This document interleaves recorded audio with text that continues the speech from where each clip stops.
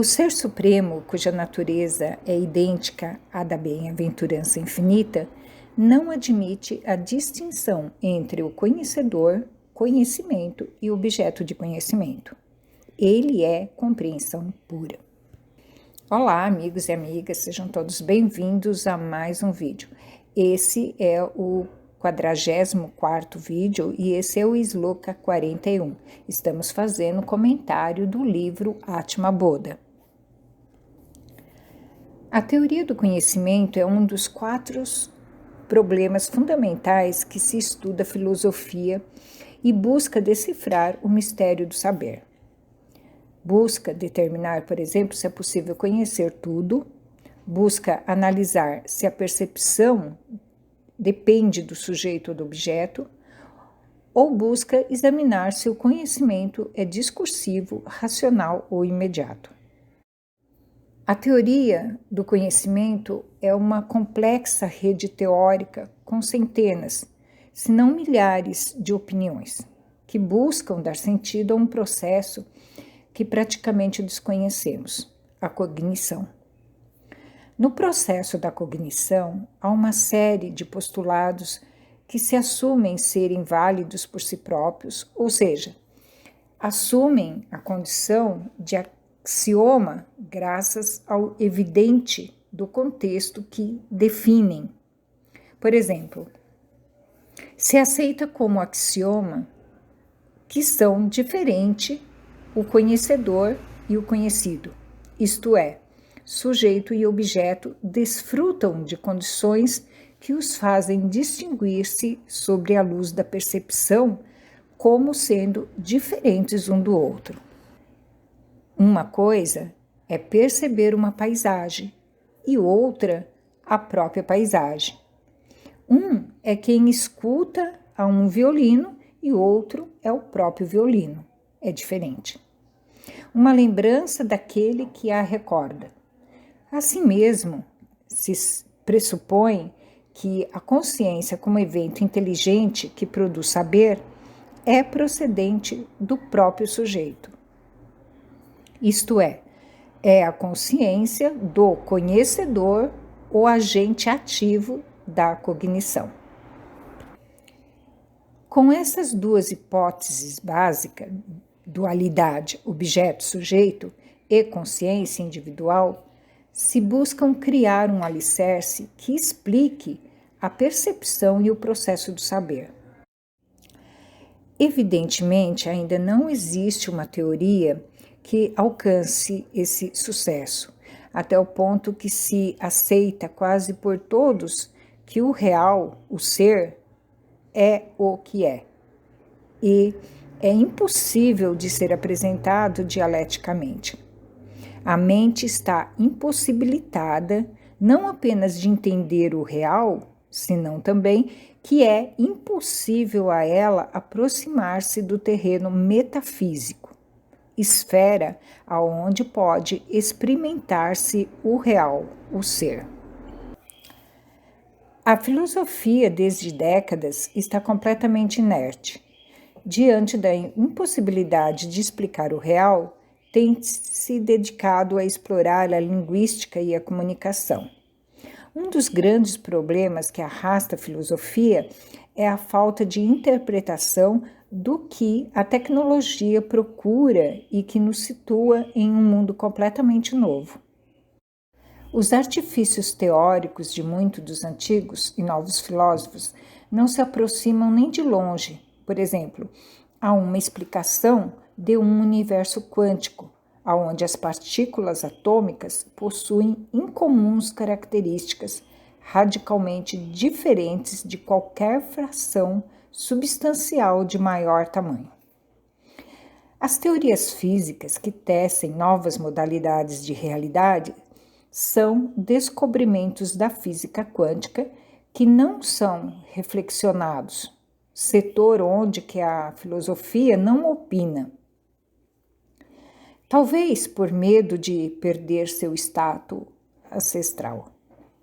A física quântica descobriu há um século que a energia está quantizada. Isto, agora, tão elemental em seu momento, foi fundamental e completamente novo. Apresentar um universo que irradia energia em frações discretas, implica em uma realidade descontínua. Essa afirmação já é por si a mostra de um universo nunca antes pensado, mas se lhe adicionarmos que a fração mínima é a constante de Planck e que sua existência apresenta o surgimento do princípio de incerteza, então as conclusões são maravilhosas. A indeterminação ou incerteza leva a não ser possível determinar com exatidão as variáveis físicas de um sistema em um momento dado. Ou seja, não podemos saber completamente as variáveis físicas de um sistema e defini-las totalmente. As repercussões dessas afirmações não possuem solidez na filosofia.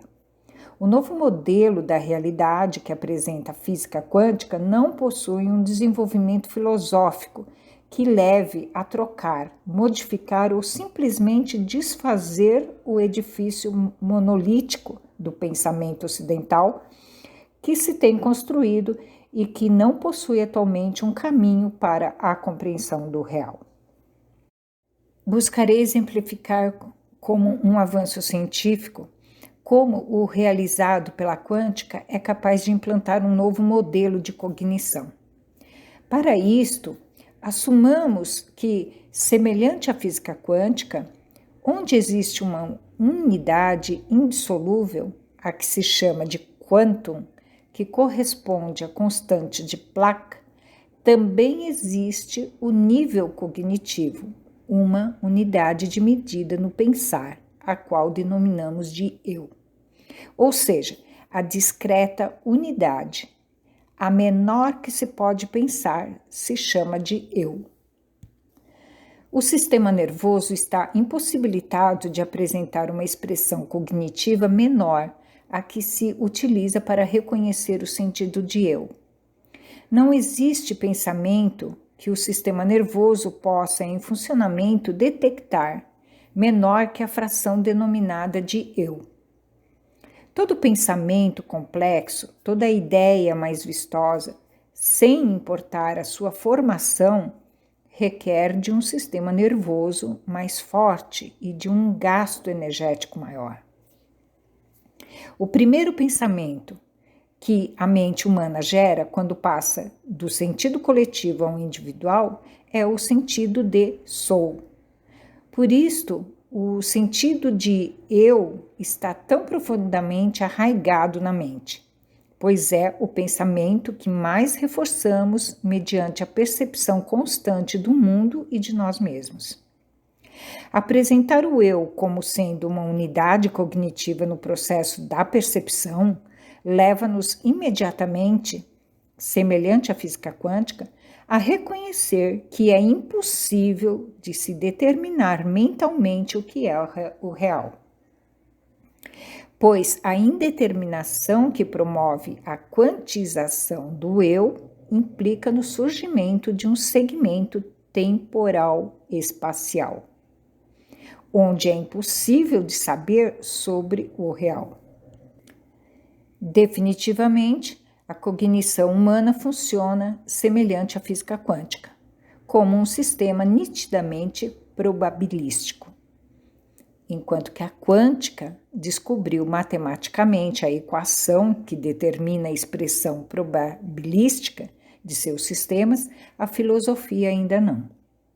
Antes que se construa o pensamento eu, antes do próprio surgimento do pensamento eu, há uma indeterminação que impede que a mente funcione de maneira sequencial, tal como geralmente faz. O funcionamento sequencial da mente se associa especificamente a um processo discursivo racional, ou seja, o raciocínio dialético constrói um tipo de realidade semelhante à interpretação da física clássica, ou seja, sistemas complexos eventos como montanhas, aviões e lembranças. Enquanto a física quântica, metaforicamente, se assemelha aos processos mentais que têm a ver com os estados mentais de grande quietude, onde apenas se vislumbra a aparição egóica, ou seja, os estados de concentração e meditação, antes que surja um pensamento qualquer, a massa mental de memória funciona como uma sobreposição probabilística. Quando o pensamento nasce, a matéria mental toma a imagem da lembrança e assume uma relação com a percepção que leva a um julgamento de saber. No entanto, no instante seguinte, quando o pensamento volta a desvanecer-se uma e outra vez antes que se forme outro novo, surge um pequeno instante na indeterminação cognitiva, onde a consciência individual não assume o rol da compreensão sobre um evento, mas sim que se resume em todo o potencial existente. O Vedanta apresenta que o estado normal da realidade é aquele onde a consciência se resume simultaneamente em toda a realidade potencialmente cognoscível, enquanto que o estado egóico é um dos 4 estados da consciência possíveis, segundo seja a unidade quântica psicológica, que se apresente neles como base fundamental da percepção. Por isto, afirmamos categoricamente que é impossível um tipo de percepção onde a consciência possa conhecer todo o conhecido e, inclusive, a si mesma, existindo.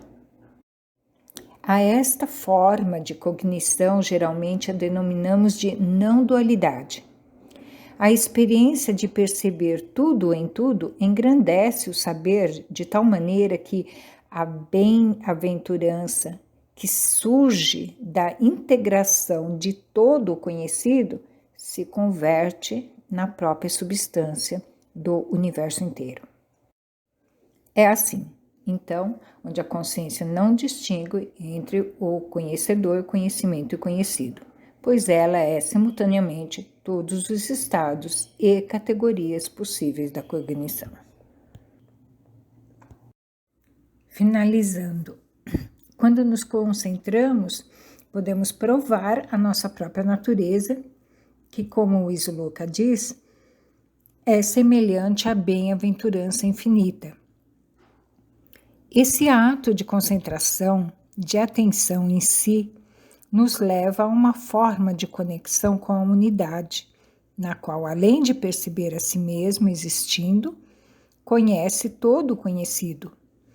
Para a consciência, não existe a diferença entre conhecedor, conhecimento e conhecido, pois ela é simultaneamente todos os estados e categorias possíveis da cognição. Para compreender melhor, vamos usar a analogia do sonho. Quando me deito e adormeço, sonho estar dirigindo um carro e sinto a sensação do vento no meu rosto. Quando acordo, eu estou livre dos 3. Percebo que fui o sonhador, o objeto do sonho e a experiência do sonho. Todos os 3 não é separado de mim, mas também não sou nenhum dos 3. Assim é a realidade do que sou. O conhecedor, o conhecimento e o conhecido não é separado de mim, mas eu permeio os 3. Eu que ilumino, dou vida a nomes e formas, mas sou o que ilumina o conhecedor. Sou o meio para o conhecimento e a expressão da iluminação, o conhecido. Os 3 não é separado do que sou. Outro exemplo que podemos usar é o da lâmpada. A lâmpada ilumina os objetos, quando iluminados, se tornam conhecidos. Agora, é importante saber que esse ilumina, o ser ilumina, não é o espírito que produz iluminação, porque o ser é a própria iluminação. Porém, sem o ser, não pode existir conhecedor, conhecimento e nem o que é conhecido. Esses três aspectos da experiência acontecem porque a mente entra em ação, ou seja, surge o sentido de eu, conhecedor, sujeito e objeto. É através do conhecedor, mente-corpo, que você pode perceber o universo, ou seja, tudo o existente no mundo das aparências, que é o campo da dualidade. Porém, tudo que surge a partir do corpo-mente surge dentro do que sou. Portanto, é Atma, o que sou, que é independente e transcende o corpo e mente, transcende o mundo dual. Concluímos que o mundo das aparências dual está contido no que chamamos de unidade. Portanto, tudo o existente é parte do que sou. Na realidade, vivemos essa unidade através das diversidades. E assim saboreamos o infinito. Então, por hoje é isso. Esse foi o Sloka 41 e esse foi o 44º vídeo. Estamos fazendo a leitura e o comentário da obra, o livro O Atma Buda. Agradeço a escuta atenta de todos, espero vocês no próximo vídeo. Gratidão, Namaskar.